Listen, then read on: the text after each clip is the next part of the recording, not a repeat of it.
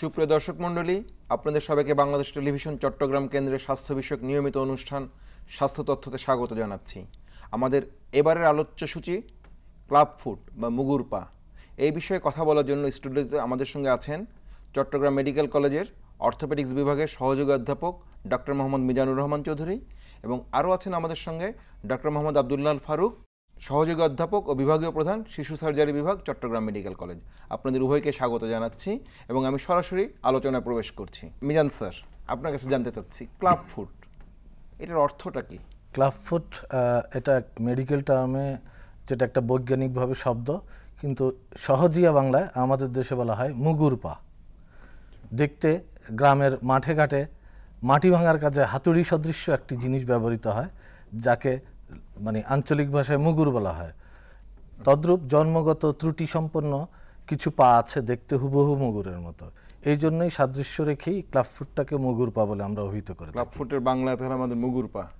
এখন ফারুক স্যার, আপনার কাছে জানতে চাচ্ছিলাম এটা জন্মগত, যেটা মিজান স্যারের কাছে শুনলাম জন্মগত ত্রুটি, তাহলে কারণসমূহ কী কী? পুরোপুরি কারণগুলো এখনও জানা যায়নি, তবে কিছু অনুমান নির্ভর কারণ আছে।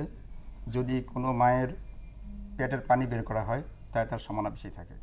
যদি কোনো বাচ্চার ভাইয়ের এই অসুখটা থাকে তারও হওয়ার সম্ভাবনা বেশি থাকে।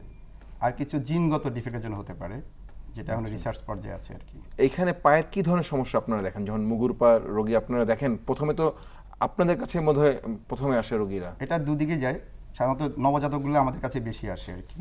এখানে আমরা দেখতে পাই যে পাটা বাঁকানো, ভিতরের দিকে বাঁকানো, আর পিছনে যে বড় রগটা থাকে ওটা শর্ট থাকে, এবং ওভারঅল তার শেপটা অনেকটা ভিতরে ঢুকানো এবং পাটা বাইরের দিকে একটু বাঁকানো থাকে।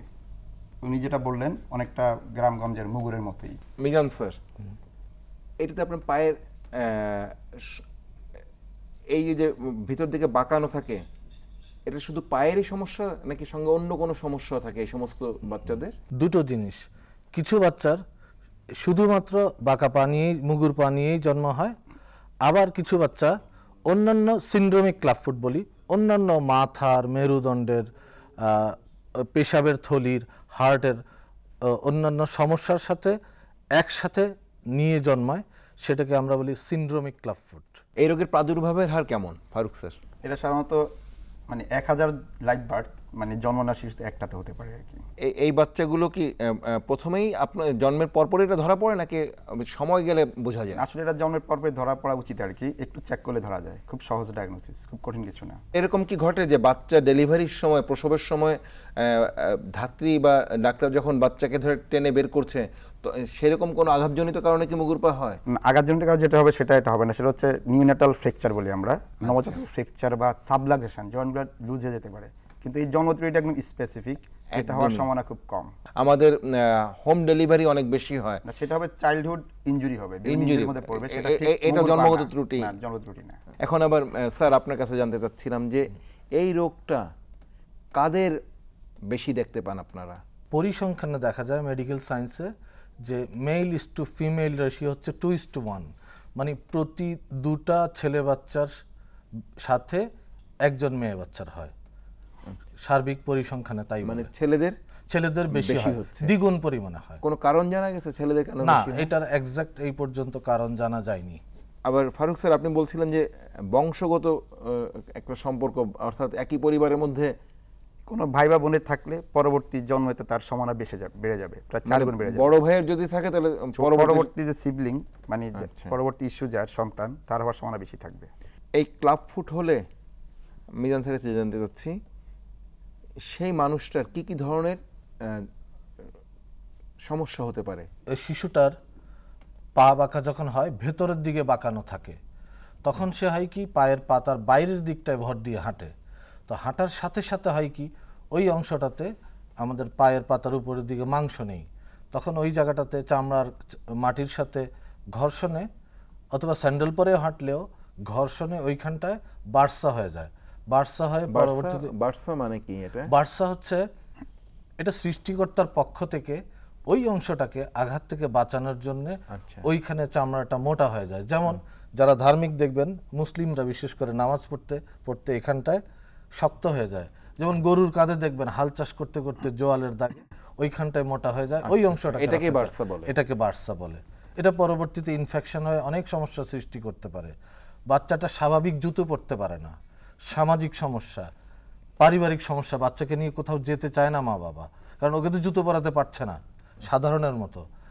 তারপর বাচ্চাটা সাধারণ বাচ্চাদের মতো জোরে দৌড়তে পারে না এবং খেলাধুলা করতে পারে না 8-10টা বাচ্চার মতো। এটা খুব সামাজিক সমস্যা, ওই পরিবারের জন্য তো মহা সমস্যা।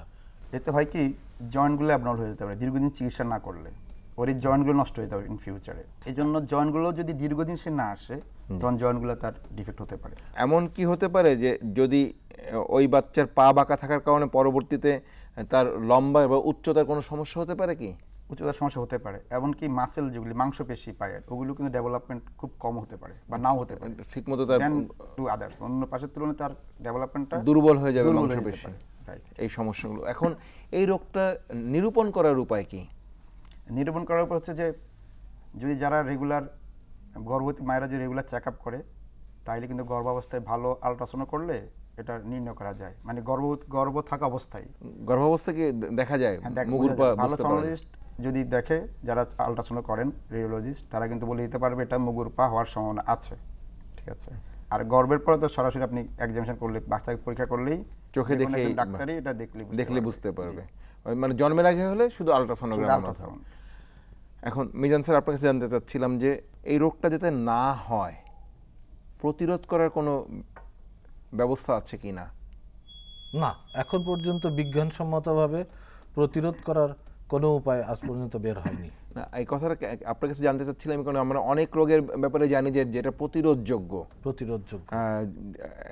জিনগত কিছু পরিবর্তন করে জিনকে রিপেয়ার করে অনেক ধরনের অত্যাধুনিক চিকিৎসা এখন আছে। এখন এটার ক্ষেত্রে এরকম কোনো ব্যবস্থা এখন পর্যন্ত জানা নেই। না, এখন পর্যন্ত আবিষ্কৃত হয়নি। অর্থাৎ এটার চিকিৎসা জন্মের পরেই তাহলে করতে হবে, আগে এটার কোনো উপায় নেই। একটু জাস্ট ওই যে গর্ভের যে পানিটা থাকে, পানি ওটা একটু যেন টানা না হয় আর কি, বিনা কারণে ওটা একটু হয়তো বা সামান্য প্রোটেকশন দিতে পারে। না, গর্ভের পানি তো অনেক সময় কোনো দুর্ঘটনাজনিত কারণে তো অনেক সময় আপনি আনবেন না, প্রয়োজনে অ্যাসপিরেট করবেন না। মানে আমরা কখনোই অপ্রয়োজনে অ্যাসপিরেট করব, গর্ভের মানে গর্ভফুলের মধ্যে যে পানি থাকে সেই পানিটা, গর্ভের থলির পানিটা বের করব না। এখন মিজান স্যার কাছে জানতে চাচ্ছিলাম, রোগ নিরূপণ হয়ে গেল, তাহলে এই চিকিৎসাটা কি সম্ভব? চিকিৎসায় কি সুস্থতা সম্ভব কিনা? হ্যাঁ, মানুষের সামাজিকভাবে অনেকের মধ্যে ভুল ধারণা বিরাজ করছে যে অনেক কঠিন চিকিৎসা। আসলে মোটেই তা নয়, ভয় পাওয়ার সঙ্গত কোনো কারণ নেই। খুবই সহজ চিকিৎসা। সেটা কি, প্রথম পর্যায়ে আসা মাত্রই আমরা হাত দিয়ে স্ট্রেচিং করি। স্ট্রেচিং মানে টেনে টেনে লম্বা করি। কেন লম্বা করি? যেদিকে পা বাঁকানো থাকে সেই দিকে মাংসপেশির আঁশগুলো টাইট থাকে এবং ছোট থাকে। আচ্ছা, আমরা হাত দিয়ে ম্যানিপুলেট করে করে, স্ট্রেচিং করে করে ওই জিনিসগুলোকে লম্বা করি এবং প্রতি সপ্তাহে প্লাস্টার দিয়ে ওই লম্বা অবস্থানটা ধরে রাখার চেষ্টা করি। তো সংক্ষেপে আমাদের 4 থেকে 5টা প্লাস্টার লাগে। কতদিন রাখতে হয়? প্রতিটি প্লাস্টারের মাঝখানে 1 সপ্তাহ গ্যাপ থাকে। 1 সপ্তাহ পরে আমরা ধীরে ধীরে, আমরা যদি যদি আমি হাত দিয়েই দেখাই দর্শকদের সুবিধার জন্য, স্টেজ বাই স্টেজ পাটা সোজা হতে থাকে। তো প্রতি সপ্তাহে পাটা আস্তে আস্তে করে সোজা হতে থাকে। অধিকাংশ ক্ষেত্রেই যে কোনো অপারেশন ছাড়াই 4টা থেকে 5টা প্লাস্টারে অধিকাংশ বাচ্চা ভালো হয়ে যায়। কারো কারো কিছু শতাংশের একটা ছোট্ট অপারেশন লাগে, সেটা 5 মিনিটে ওই ডাক্তার সাহেবে ওনার চেম্বারেই সম্ভব করা, যেটার জন্য যে কোনো ডাক্তার তো না, নিশ্চয়ই অর্থোপেডিক্সের ডাক্তার, যারা ট্রেইন ডাক্তার, এবং এটা সহজ। এখন আমাদের দেশে প্রত্যেকটা মেডিকেল কলেজে, প্রত্যেকটা স্বাস্থ্য কেন্দ্রে ট্রেইন ডাক্তার হয়ে গেছে। রাষ্ট্রীয়ভাবে এবং আন্তর্জাতিকভাবে আমাদের ট্রেনিং হয় যথেষ্ট। অর্থাৎ 4 থেকে 5টা প্লাস্টার করলাম এবং 1 সপ্তাহ গ্যাপ দিয়ে এবং প্রতিবার 1 সপ্তাহ করে অর্থাৎ সর্বোচ্চ 8 থেকে 9 সপ্তাহের মধ্যেই চিকিৎসাটা সম্পন্ন করা সম্ভব। না, এখানে আরেকটু কথা বাকি আছে। পাটা সোজা হয়ে যাওয়ার পর ওর জেনেটিক কারণে টেন্ডেন্সি থাকে বাঁকা হয়ে যাওয়ার পুনরায়। সেই জন্য 4 বছর বয়স পর্যন্ত বিশেষ ধরনের জুতো পরানো হয় বাচ্চাদেরকে, যে জুতোগুলো সাধারণ জুতো নয়, ওগুলো নর্মাল জুতোই, কিন্তু একটা মেটালিক বার দিয়ে লোহার বার দিয়ে ওই জুতোগুলো আটকানো থাকে, ওটা একটা সায়েন্টিফিক্যালি মেজারমেন্ট করা আছে। আমরা মেজার করে পায়ে ইনিশিয়ালি কিছুদিন যাবৎ আমরা 23 ঘন্টা করে জুতোটা পরাই। বাচ্চা যখন হাঁটার বয়স হয়ে যায় তখন আর শুধু রাতে 12 ঘন্টা করে পরাতে হয়, এবং এটা 4 বছর পর্যন্ত চলবে। অধিকাংশ ক্ষেত্রে 99% রোগী আমাদের অভিজ্ঞতায় আমরা যেটুকু করছি সম্পূর্ণ সুস্থ হয়ে যায়। এখন আবার ফারুক স্যারের কাছে জানতে চাচ্ছিলাম, আমার মতো মিজান স্যারের কাছ থেকে বেশ আশাপ্রদ সংবাদই শুনলাম যে আমাদের বাবা মায়েরা এই ধরনের বাচ্চাদের নিয়ে আর বিড়ম্বনায় পড়ার কোনো কারণ নেই। কিন্তু এখন আমার প্রশ্ন হচ্ছে, চিকিৎসা করলে সুস্থ হয়ে যায়, অনেক রোগ আছে, যেমন আমি যক্ষার চিকিৎসা করলাম, আমি 2 বছর 3 বছর সুস্থ থাকার পরে আবার এটা আমার যক্ষার পুনরাবির্ভাব ঘটতে পারে। এরকম আরও বেশ কিছু রোগ আছে যেগুলো সম্পূর্ণ সুস্থ হওয়ার পরে আবারও আমি আক্রান্ত হতে পারি। আপনাদের কাছে কি এমন তথ্য হচ্ছে যে এই রোগটার প্রাদুর্ভাব মানে পুনরাবির্ভাব ঘটে কিনা? এই যে মিজান স্যার বললেন যে হতে পারে, এই জন্য আপনাকে এটা তো হচ্ছে ওর ধারাবাহিকতায় ওই 4 বছর পার হয়ে যাওয়ার পরে তারপর তার রিহ্যাবিলিটেশন প্রোগ্রামে থাকতে হবে, মানে এটা পুনর্বাসন প্রক্রিয়া। এটা কম্বাইন্ড অর্থাৎ এটা 10-15 বছর বয়সে কি হতে পারে? এটা কম্বাইন্ড না হবে না, কিন্তু ওই যে ছোটরা যারা চিকিৎসা করলেন সেটাকে পুনর্বাসন প্রক্রিয়ায় ফিজিক্যাল মেডিসিন ডিপার্টমেন্টের সহজে এটা করতে হবে। আর যারা প্রথমে আসলো না তারা তো 10-15 বছর যদি ডাক্তার কাছে না আসে তখন নতুন করে চিকিৎসা নিতে হবে। অর্থাৎ এখানে তাহলে এটা শুধুমাত্র অর্থোপেডিক সার্জনের কাজ না, একই সঙ্গে মাল্টিডিসিপ্লিনারি বেশ কয়েকটা বিভাগ একসাথে এটা জড়িত হলে ফলাফলটা ভালো আসবে।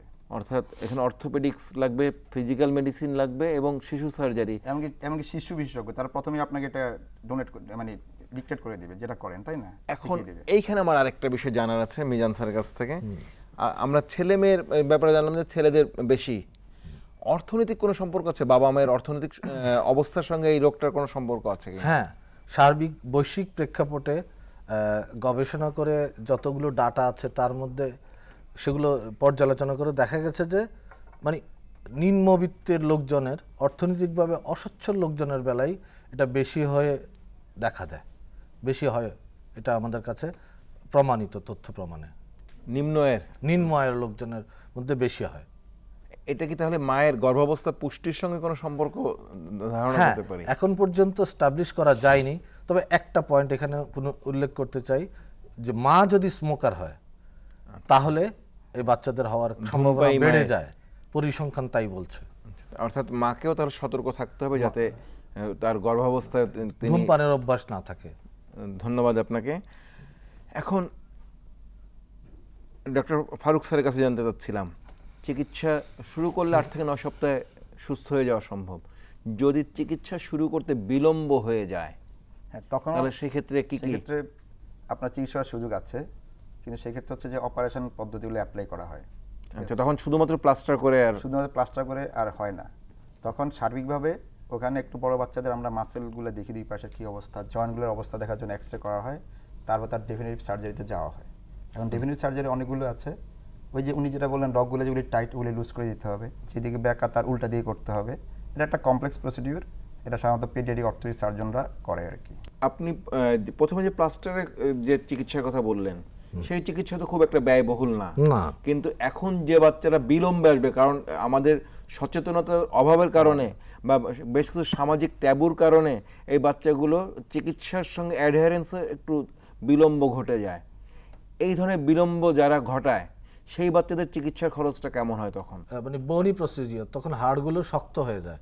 প্রাথমিক পর্যায়ে হাড়গুলো নরম থাকে, মাংসপেশিগুলো ঠিক করলে তখন হাড়গুলো অটোমেটিক তার সাথে ঠিক হয়ে যায়। তো দেরি করে যারা আসে তাদের বেলায় স্যার যেটা বললেন যে বোনি প্রসিডিওর, মানে হাড় কেটে রিশেপ করে পাটাকে তখন সোজা করতে হয় এবং টাইট মাংসপেশিগুলো কেটে দিলে এটাকে বলে balancing operation, soft tissue balancing. Soft টিস্যুগুলো কেটে দিতে হয়, কিন্তু এটাও কোনো ব্যয়বহুল নয় হাসপাতালে আসলে, কারণ তার শুধু অপারেশনের জন্য সামান্য ওষুধপত্র লাগে, কিন্তু কোনো যন্ত্রপাতির তো প্রয়োজন নেই। সো এটাও নিম্নবিত্তের সাধ্যের মধ্যেই থাকে, খুব অল্প ব্যয়ে এটা সম্ভব হয়। এখন আমি জানতে চাচ্ছিলাম ফারুক স্যারের কাছে, চিকিৎসা তো আপনারা বলেন যে জন্মের পরপরই জানতে পারা সম্ভব বাচ্চার মুগুর পা হয়েছে কিনা, তাহলে চিকিৎসাটা কখন শুরু করবে? জন্মের পরপরই, যত আগে করবেন, যত দ্রুত করবেন তত ফলাফল ভালো হবে। অর্থাৎ এটার কোনো সময়ের কোনো, আমার জানা মতে কোনো একুরেট সময় নাই স্যার, আর বলতে পারবেন একদম জন্মের পরপরই বলা হয় যে সাথে সাথে ডাক্তারের কাছে রিপোর্ট করবেন গাইনি ডক্টর, অর্থোপেডিক্সে রেফার করবেন, ব্যাস। আমরা স্ট্রেচিং শিখাই দিই মাকে, যদি না বাচ্চার অন্য কোনো সমস্যা না থাকে। জন্মের পরপরই শুরু করলে উত্তম। যে বাচ্চাদের দেরি করে চিকিৎসা শুরু হলো তাদের সময় কেমন লাগতে পারে? যেমন আগে শুরু করলে 8 থেকে 9 সপ্তাহের মধ্যে ভালো হয়ে যেতে পারে, যারা দেরি করে আসবে তাদের ক্ষেত্রে কেমন তাদের সময়? যে অপারেশনটা আমরা বনি হাড় কেটে যে অপারেশনটা করি, সেটা করলে 3 থেকে 6 মাস লাগে একটু সময় মোটামুটি বেশি লাগবে। সুস্থভাবে হাঁটতে পারার জন্য। যদি কোনো জটিলতা না হয় 3 থেকে 6 মাসের মধ্যেই হয়ে যায়। তাহলে একদম স্বাভাবিক মানুষের মতোই হাঁটতে পারবে। হ্যাঁ, স্বাভাবিক মানুষের মতোই হাঁটতে পারে। তাহলে আপনাদের কাছ থেকে আজকের অনুষ্ঠানের মাধ্যমে আমরা সেই বাবা মায়েদেরকে আমরা এইটুকুন বার্তা পৌঁছে দিতে চাই যে আপনারা অহেতুক আর কোনো বিড়ম্বনা বা বিব্রত না হয়ে আপনার বাচ্চাকে দ্রুত সম্ভব একজন চিকিৎসক, বিশেষ করে অর্থোপেডিক অর্থাৎ হাড়জোড় বিশেষজ্ঞ চিকিৎসকের কাছে নিয়ে যাবেন। তাহলে অন্ততপক্ষে আপনার বাচ্চা যে অভিশপ্ত জীবনযাপন করছে, হাঁটতে না পারার বা সুস্থভাবে হাঁটতে না পারার, সেখান থেকে তারা মুক্তি পাবে। এখন আমি আবার ফারুক স্যারের কাছে জানতে চাচ্ছিলাম, আমাদের সামাজিক যে অবস্থা, আমাদের যে সংস্কৃতি, সামাজিক সংস্কৃতি, যেটা বাচ্চার যে কোনো ধরনের, সেটা হতে পারে জন্মগত বা জন্মের পরে কোনো অসুবিধা, সব কিছুর জন্য আমাদের আঙ্গুলটা মায়ের দিকে যায়। আমাদের সামাজিক যে রীতিনীতি, এতক্ষণ আলোচনায় দর্শকরা নিশ্চয়ই বুঝতে পারছেন এখানে মায়ের কোনো দোষই নেই, অনর্থক তাকে দোষারোপ করাটা অনুচিত। কিন্তু করা হয়, সেই জন্য সেটা ঠিক না, সেটা একদমই ভ্রান্ত ধারণা, বিজ্ঞানীরা সাজেস্ট করে না। শুধুমাত্র ধূমপান করা ছাড়া, শুধু ধূমপান করা যায় তো আপনি মা না করলেই চলে। বাংলাদেশে তো মায়েরা, এটা একটা সুবিধা, বাংলাদেশের মায়েরা ধূমপান আসলে করেন না, খুব করে না। স্যার, আপনার কাছে আবার জানতে চাচ্ছিলাম, আপনি যেহেতু একজন অর্থোপেডিক সার্জন, এই ধরনের রোগীদের সেবা দেওয়ার জন্য চট্টগ্রাম মেডিকেল কলেজ তো আছে যেখানে চিকিৎসা হতে পারে, একই সঙ্গে শুধু চিকিৎসা তো একমাত্র অংশ না, আপনারা বলেন যে রিহ্যাবিলিটেশন একটা বড় পার্ট, বা কাউন্সেলিং, এইগুলোর জন্য কোনো ব্যবস্থা কি চট্টগ্রামে আছে এই ধরনের রোগীদের জন্য? এই ধরনের রোগীদের জন্য কিছু এনজিও আছেন, ওনারাও কাজ করেন, এবং আমরা অর্থোপেডিশিয়ানরা চিকিৎসার পাশাপাশি রোগীদের ক্লাস নেই, তাদের কাউন্সেলিং পর্যায়টা সেরে নেই। ওখানে ছবি আঁকা আছে এবং সবাই সঙ্গে গ্রুপ ডিসকাশন করি, ছবি এঁকে অন্য মায়েদের দেখে কাউন্সেলিং পর্বটা সেরে নেই।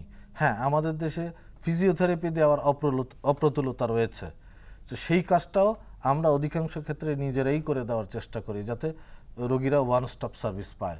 আমি যতদূর জানি যে আপনি নিজে ক্লাব ফুট নিয়ে বোধহয় কিছু কাজ করছেন একটু যদি আপনার কাজের সঙ্গে আমাদের পরিচয় করে দিতেন। এই দিকটা অবহেলিত ছিল। 4 বছর আগে একজন দিকপাল, একজন ভারতীয় দিকপাল, যিনি ব্রিটিশ কলাম্বিয়া ইউনিভার্সিটির প্রফেসর, উনি আমাদের NGO BRAC, Bangladesh orthopaedic society, স্বাস্থ্য পরিবার কল্যাণ মন্ত্রণালয় এবং অর্থোপেডিক সোসাইটি মিলে একটা যৌথভাবে একটা সংস্থা হয়েছিল, যেটাতে ব্র্যাক লজিস্টিক সাপোর্ট দিত, যে বাচ্চাদের যে প্লাস্টারগুলো লাগে ও আনুষঙ্গিক জিনিসগুলো লাগে সেগুলো দিত। তো বিশেষ কয়েকটা মেডিকেল কলেজে এটা চালু হয়েছিল, এবং এটা চালু হওয়ার পরে এটা চলছিল। ডক্টর শফিক পিরানির নাম না বললেই নয়, যিনি অশেষ অনেক কষ্ট স্বীকার করে আমাদের সারা বাংলাদেশব্যাপী অর্থোপেডিক সার্জনদের ধাপে ধাপে ট্রেনিং দিয়েছিলেন।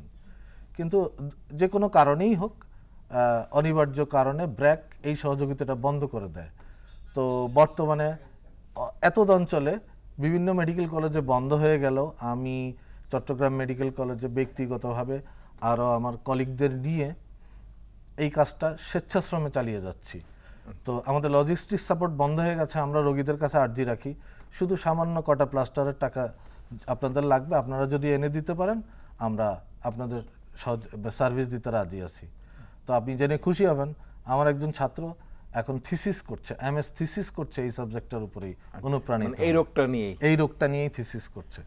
আমি চট্টগ্রামের এই সমস্ত রোগীদের তরফ থেকে এবং তাদের অভিভাবকদের তরফ থেকে আপনার প্রতি এবং আপনার যে টিম, সেই টিমের প্রতি কৃতজ্ঞতা জানাচ্ছি যে আপনি স্বেচ্ছাশ্রমের ভিত্তিতে, যদিও ফান্ড বন্ধে, তারপর কাজটা চালিয়ে নিয়ে যাচ্ছেন শুধুমাত্র মানবতার ডাকে। আপনার প্রতি এই কৃতজ্ঞতা আমরা সকল অভিভাবকদের পক্ষ থেকে জানাচ্ছি। এখন আবার ফারুক স্যার, আপনার কাছে জানতে চাচ্ছিলাম, এই রোগগুলোর ব্যাপারে যে আমাদের ভুল বিশ্বাস, এগুলো ভেঙে দিতে হবে, তাহলে ভুল বিশ্বাস ভাঙার জন্য সচেতনতার কোনো বিকল্প নেই। সামাজিক সচেতনতা বৃদ্ধির জন্য এবং এই রোগের উপযুক্ত চিকিৎসার জন্য বাবা মায়েরা যাতে দেরি না করে বাচ্চাকে নিকটস্থ হাসপাতালে নিয়ে যায়, এই ব্যাপারে সামাজিক সচেতনতা বৃদ্ধিতে কী করা যেতে পারে? প্রথমে আপনাদের মিডিয়া, মাস মিডিয়া যদি এডুকেশন করা যায়, ওরা মাঝে মাঝে এই যেমন এই প্রোগ্রাম আপনার ইলেকট্রনিক মিডিয়াতে করছেন, আপনারা প্রিন্ট মিডিয়াতে করতে পারেন, যে কোনো সার্কুলেশন লিফলেট এগুলো করা যায়। ওগুলি তো আসলে ঠিক ডাক্তারের কাজ না, সোসাইটির কাজ। আর আমাদের যে কাজগুলো আছে, আমরা আমাদের ইন্টার্ন ডক্টরদের, প্রশিক্ষণের ডক্টরদের আমরা প্রশিক্ষিত করতে পারি। আর ওই যে উনি যেটা বললেন গ্রুপ ডিসকাশন, এর আগে যেই মারা এটা বাচ্চাদের নিয়ে সাফার করেছে তারা এখন ভালো হয়েছে, ওদেরকে আমরা হাইলাইট করতে পারি, দেখেন এই বাচ্চারা এরকম ছিল ছবিতে, এখন আমরা এরকম। তদুপরি যেটা মেডিকেল প্যারামেডিক্স এবং নার্সিং সাব ডিপার্টমেন্ট, যেটা ধাত্রীরা মূলত, ওদেরকে ট্রেন আপ করা দরকার, যে বাচ্চাগুলো দ্রুত আপনি পাঠিয়ে দেন, কোথাও না পারলে অ্যাটলিস্ট শিশু বিষয়ক বা শিশু সার্জারি বিষয়ক কিংবা ওনারা তার এক্সপার্ট আছে ওনার কাছে পাঠিয়ে দেন, ঠিক আছে, যেটা আপনার সুবিধা হয়, তাহলে আমরা হ্যান্ডেল করতে পারবো, আমরা প্রাথমিক হ্যান্ডেল করতে পারবো। একই সঙ্গে বোধহয় আমাদের স্কুল কলেজে সেখানে কি অথবা আমার ধর্মীয় উপাসনাগুলো সেখানে এটা আসলে স্কুল কলেজ আমার মনে, আপনি যেটা দ্বিতীয় বললেন যে ধর্মীয় যেই উপাসনালয়গুলো আছে ওখানে বেশি এফেক্টিভ হবে, কারণ স্কুল বাচ্চারা অলরেডি একটা পর্যায়ে পার হয়ে গেছে, আর যারা ধর্মীয় কলেজ প্রায় সবাই যাই, আমরা অন্তত উইকলি যাই, সেখানে আপনার এটা বেশি এফেক্টিভ হবে। যদি আমাদের ধর্মীয় পুরোহিত বা আমাদের ইমাম সাহেবরা যদি আছেন, বিভিন্ন ইয়ারা আছেন, বিভিন্ন ধর্মের, এই বাচ্চাদের কষ্ট লাঘব হতে এবং মায়েদের মানসিক যন্ত্রণা, ধর্মীয় গুরুরা মায়েদের মানসিক যন্ত্রণা বেশি অব্যাহত মানে লাঘব করতে পারবে দেন ট্রিটমেন্ট। কারণ দেখেছি যে অনেক মা নিজেদেরকে কুঁকড়ে রাখে এই বাচ্চার জন্য, যেন তারই কোনো অপরাধ বা তার কোনো কর্মফল হিসেবে। আসলে তা না। সর্বশেষ জানতে চাচ্ছিলাম যে আপনি যেহেতু এটা নিয়ে কাজ করছেন, আপনার কোনো বার্তা আপনি এই অনুষ্ঠানের মাধ্যমে দর্শকদের উদ্দেশ্যে দিতে চান কিনা, বা সেই সমস্ত বাবা মায়েদেরকে দিতে চান কিনা? যেই শিশু সন্তানগুলি আমাদের এটাতে এই মুগুর পানিয়ে জন্মাচ্ছে, এরা তো শুধু আপনার সমস্যা না, এরা রাষ্ট্রের সমস্যা।